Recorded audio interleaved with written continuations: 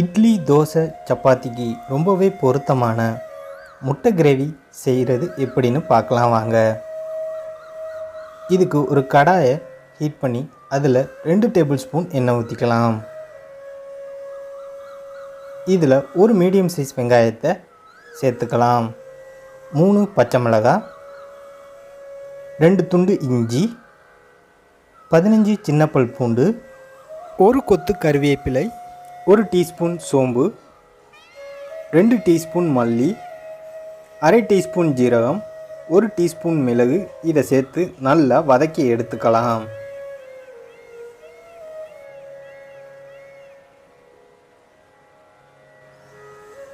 இதை ஆற வச்சுட்டு ஆறுனதும் ஒரு மிக்ஸி ஜாரில் சேர்த்துக்கலாம். 3/4 கப்பு தண்ணி சேர்த்து நல்லா மைய அரைச்சி எடுத்துக்கலாம். அதே வாணலியில் 3 டேபிள் ஸ்பூன் எண்ணெய் ஊற்றிக்கலாம். இதில் வேக வச்சு 2 நறுக்கி வச்சுருந்த முட்டையை சேர்த்து ரோஸ்ட் பண்ணி எடுத்துக்கலாம்.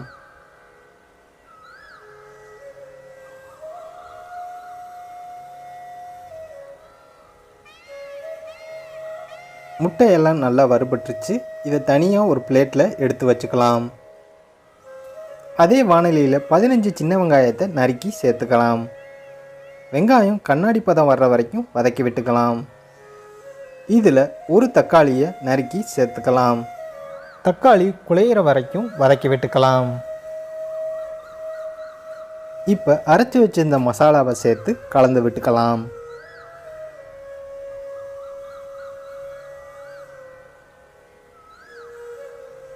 மிக்ஸி ஜாரை அலசி அரை கப் தண்ணி சேர்த்துக்கலாம்.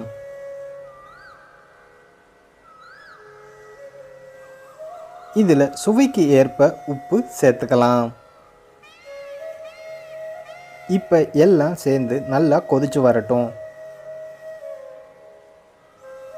இதில் அரை டீஸ்பூன் கரம் மசாலா சேர்த்து கலந்து விட்டுக்கலாம்.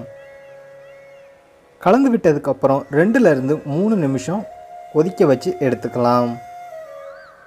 இப்போ நம்ம வறுத்து வச்சிருந்த முட்டையை ஒன்றொன்னா சேர்த்துக்கலாம்.